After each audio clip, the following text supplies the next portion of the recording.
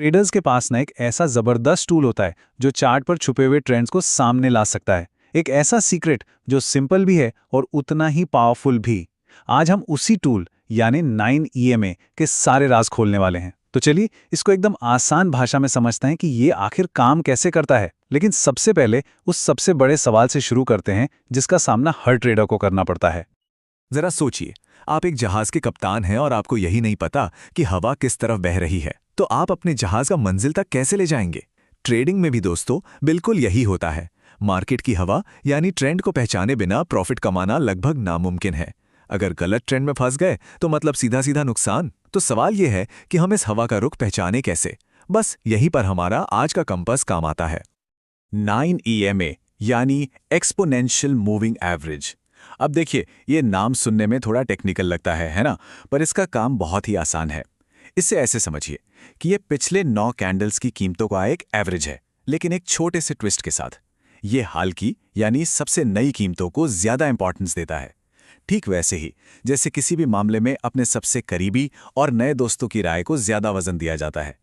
और नतीजा, चार्ट पर एक ऐसी लाइन बनती है जो प्राइस के साथ साथ चलती है और हमें मार्केट का मूड बताती है। तो अब जब हम ये जान गए हैं कि 9 EMA क्या है, तो सवाल उठता है कि इसे ट्रेंड का साथी क्यों कहते हैं। ऐसा इसलिए है क्योंकि ये आपको ट्रेंड की सवारी में कभी अकेला नहीं छोड़ता। ये आपका हाथ पकड़कर चलता है और बताता है कि कब तेजी की लहर पर सवार होना है और कब मंदी के बहाव से खुद को बचाना है। मतलब ये आपको ट्रेंड के साथ रखता है, उसके खिलाफ नहीं। इसका सबसे पहला और सबसे सुनहरा नियम बहुत ही सिंपल है। बस इस लाइन को देखिए।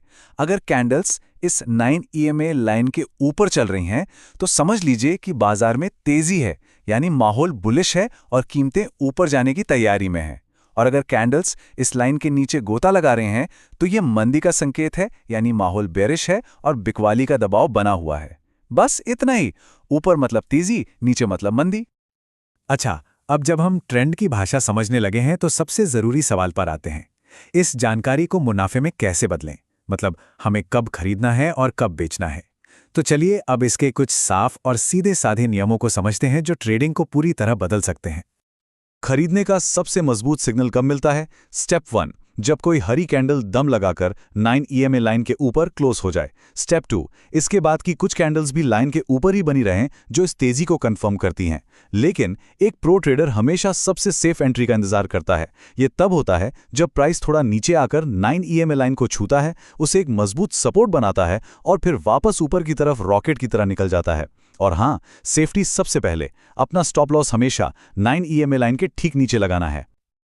और बेचने का नियम वो ठीक इसके उलट है, जैसे आईने में देख रहे हो। स्टेप 1, जब कोई लाल कैंडल 9 EMA लाइन को तोड़कर नीचे बंद होती है। स्टेप 2, अगली कैंडल्स भी उस लाइन के नीचे ही रहती हैं, जो बताती हैं कि मंदी का दौर शुरू हो गया है। बेचने का सबसे अच्छा मौका तब मिलता है जब प्राइस वापस ऊपर जाकर 9 EMA लाइन से टकराकर नीचे आने लगता है, मतलब उसे एक मजबूत दीवार या रेजिस्टेंस मान लेता है। और यहां पर स्टॉप लॉस उस 9 EMA लाइन के ठीक ऊपर सेट किया जाता है। जरा इस स्लाइड पर एक नजर डालिए। ये इन दोनों नियमों को बिल्कुल साफ कर देती है। बाईं तरफ देखिए, खरीदने का सिग्नल कैंडल लाइन के ऊपर जाती है और स्टॉप लॉस लाइन के नीचे लगता है। अब दाईं ओर देखिए, बेचने का सिग्नल कैंडल लाइन के नीचे जाती है और स्टॉप लॉस लाइन के ऊपर लगता है। देखा आपने? ये दोनों संकेत एक दूसरे के बिल्कुल उल्टे कैसे हैं? ये कंपैरिजन इन्हें याद रखना बच्चों का खेल बना देता है। लेकिन एक मिनट, क्या सिर्फ एक इंडिकेटर पे भरोसा कर लेना काफी है? एक स्मार्ट ट्रेडर हमेशा अपने सिग्नल को डबल चेक करता है। तो क्या आप जानना चाहते हैं कि अपनी ट्रेडिंग को नेक्स्ट लेवल पर कैसे ले जाएं? चलिए देखते हैं कि हम इस बेहतरीन स्ट्रैटेजी को और भी ज्यादा भरोसेमंद और पावरफुल कैसे बना सकते हैं। ये है ट्रेडर्स की पसंदीदा स्ट्रैटेजीज में से एक, 9 और 21 EMA का क्रॉसओवर। यहां हम एक और लाइन 21 EMA को जोड़ते हैं जो हमें मीडियम ट्रेंड बताती है। जब तेज लाइन यानी 9 EMA धीमी लाइन यानी 21 EMA को नीचे से ऊपर की ओर काटती है तो इसे कहते हैं गोल्डन क्रॉस। ये एक बहुत ही पॉजिटिव सिग्नल है, जैसे सुबह का सूरज निकल रहा हो। और जब 9 EMA ऊपर से 21 EMA को नीचे की ओर काटती है तो उसे कहते हैं डेथ क्रॉस। ये एक नेगेटिव सिग्नल है, जैसे तूफान आने की चेतावनी। एक और बहुत जरूरी चीज है वॉल्यूम, यानी खरीद बिक्री कितनी हो रही है। वॉल्यूम को आप किसी गाड़ी का फ्यूल समझ सकते हैं। जब प्राइस 9 EMA को क्रॉस करे तो नीचे वॉल्यूम बार्स पर नजर डालिए। अगर क्रॉस के समय वॉल्यूम बहुत ज्यादा है, इसका मतलब है कि इस मूव में बहुत दम है, बहुत सारा फ्यूल है। ये एक मजबूत सिग्नल है।